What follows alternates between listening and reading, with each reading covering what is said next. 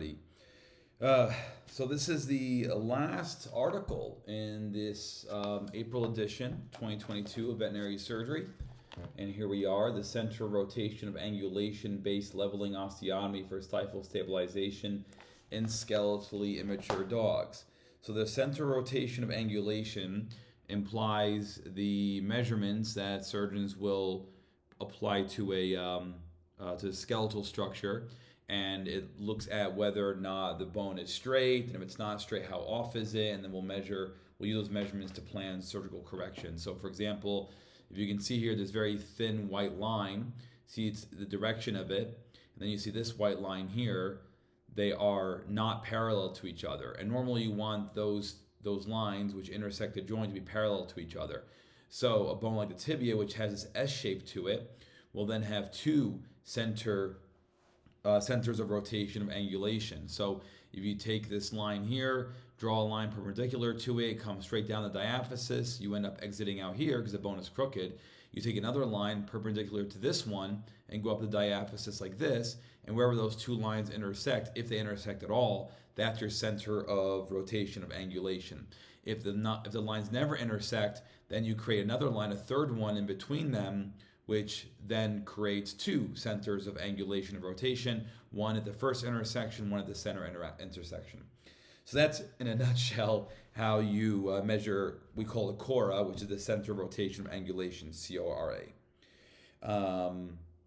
And then this is varus and valgus deformities. So varus is bowing out of the legs or whatever structure, and valgus is being like knock-kneed, so toeing in. Objective: to describe short-term outcomes of center of rotation of angulation-based leveling osteotomy in skeletally immature dogs with cranial cruciate ligament injury. This study comes out of Texas A&M, Animal Medical Center in New York City, Specialty Hospital in Austin, Specialty Hospital in Maryland. They had 15 skeletally immature dogs, 16 stifles total. On radiographs, these dogs were confirmed to have open proximal tibial physis and tibial tuberosity apophysis, which are basically growth plates. The results found the mean tibial plateau angle was 26 degrees preoperatively. Normally you want 0 ideally, but less than 10 degrees. And postoperatively 9 degrees, and at the final recheck 9 degrees. One dog developed 10-degree recurvatum of the proximal tibia, so an abnormal curvature of the tibia after the repair. And this happened secondary to inadvertent over-rotation of the tibial plateau of 3 degrees. To protect the primary repair of an insertional cranial cruciate ligament avulsion. Correction of this deformity was declined by the owner as the dog had full limb function. 2 dogs developed open valgus deformity, so that's this one here, secondary to a plate screw engaging the distolateral aspect of the proximal tibia physis. The owners of these dogs reported normal function, but requested surgical revision to prevent long-term problems. Both dogs regained full function following revision surgery, and by 23 months, all dogs had full function, as per phone conversation. Introduction: the age at the time of rupture is decreasing. A previously described technique that may not interfere with the proximal tibia physis, which is the growth plate, is the center of rotation of angulation-based leveling osteotomy. The osteotomy is positioned distal to the growth plate, thereby allowing the use of this technique in these dogs. So here's an x-ray showing all the measurements that they use to figure out the surgical repair, and a ventrodorsal view. All right, results. Labrador retrievers are most common, mostly intact males, mean age 6.6 months, mean weight 52 pounds. Mid-body tears were in 6 stifles, partial mid-body tears 6 stifles, ligamentous insertional avulsion 4 stifles, no meniscal tears. Of the 16 stifles, half of them had additional stabilization with a countersink compression screw. 5 stifles had additional stabilization with 2 K-wires, which are Kirschner wires, and 3 stifles received a single plate alone to stabilize the osteotomy.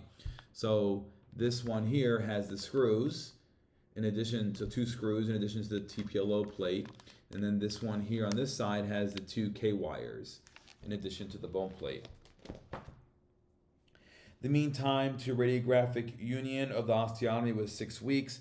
Radiographs confirmed continued growth of the proximal tibia growth plate in stifles with the additional countersink compression screw. The tibial tuberosity apophysis was noted to be closing or closed at the time of osteotomy union. In stifles with a plate alone, stabilization or K-wires placed, the tibial apophysis did remain open. The mean tibial plateau angle was 26 degrees beforehand, 9 degrees post-op, 9 degrees at final recheck. Clinical assessment at a mean range of 23 months following surgery revealed all dogs returned to normal function with no detectable side-to-side difference in limb appearance, with the exception of the one dog that had the 10 degrees of recurvatum. And then here is the close-up of the radiograph that you see there with them measuring everything and then a repair done to correct it. And you can see how much straighter that bone is as well from the two images. All right, discussion. Other techniques such as tibial plateau leveling osteotomy employ the use of a proximal tibial osteotomy that will cross and penetrate the growth plate with extracapsular suture techniques.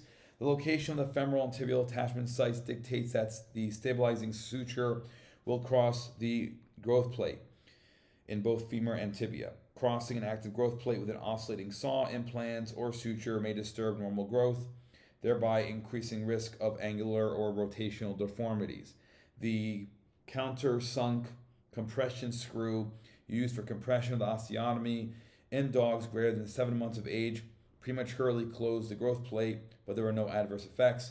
Uninhibited proximal tibial physeal growth was appreciated in 14 stifles. The inherent inherent to this repair, the center of the saw blade is centered at the center of rotation of angulation. The rotation of the epiphysis therefore results in an alignment of the proximal and distal longitudinal axis after osteotomy rotation. The result is a non-articular osteotomy with excellent bone contact and the ability to compress the osteotomy. Compression coupled with bone contact led to rapid bone union. Rapid healing also is due to the characteristics of young animals and the stable osteotomy site. So yeah, pretty cool study. I enjoy these ones that try novel therapies for these conditions, and they don't make it too big of a deal out of it, trying to be too grandiose with only a limited number of cases. But very cool. All right, we're going to start our new journal tomorrow, and thanks for supporting the channel. See you then.